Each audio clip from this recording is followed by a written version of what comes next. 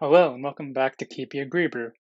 Today we will look at Ruth chapter 2, verses 17 and 18. In the beginning of chapter 2, Naomi and Ruth have to figure out how to get food.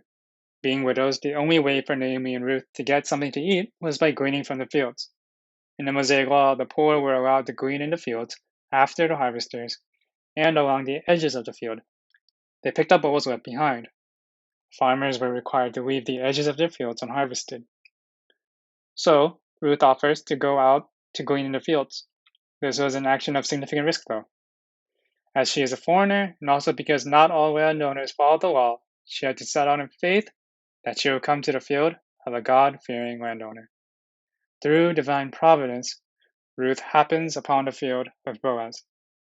In verse 14, we see that due to Boaz, Ruth was satisfied and had some left over.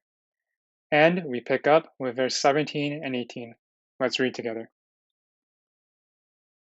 Vat laket basade ad ha'arev vatahbot et asher leketa vayehi ki'efa seorim.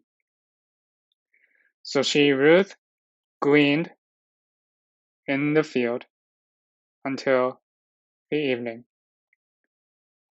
and she beat out what she had gleaned, and it was about an ephah of barley. Vatisa vatavo ha'ir vatere chamota et asher laketa vatotze vatetenla et asher hotira misav'ah. And she picked it up, and she went to the city,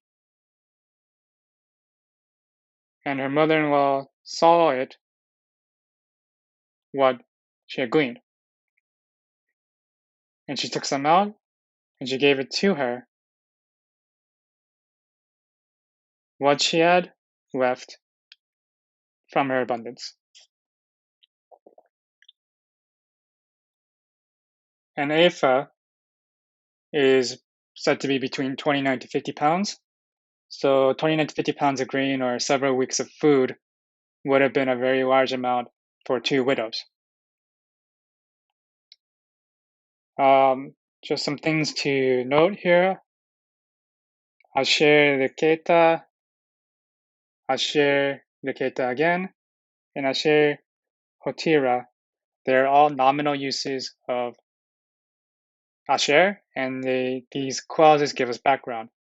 Basically, they name what it was. So they name what Ruth beat out, and they name what Naomi saw. Now, a couple points to note about this chapter is that we see that the Lord had not stopped showing his chesed, that is, his covenant faithful love to Naomi and Ruth. Not only is Boaz a redeemer of the family, but he makes sure that Ruth, a foreign widow, is satisfied and even has an abundance. Boaz is a type of Christ. Jesus is not only a redeemer, but he cares for our needs as well. He is more than enough for us.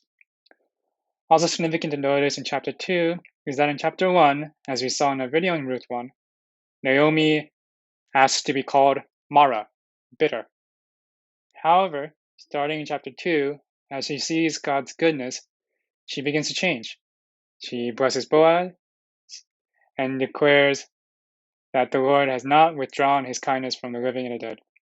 This living includes Ruth, who has been incorporated as part of the people of God by faith and acknowledged as such by Boaz.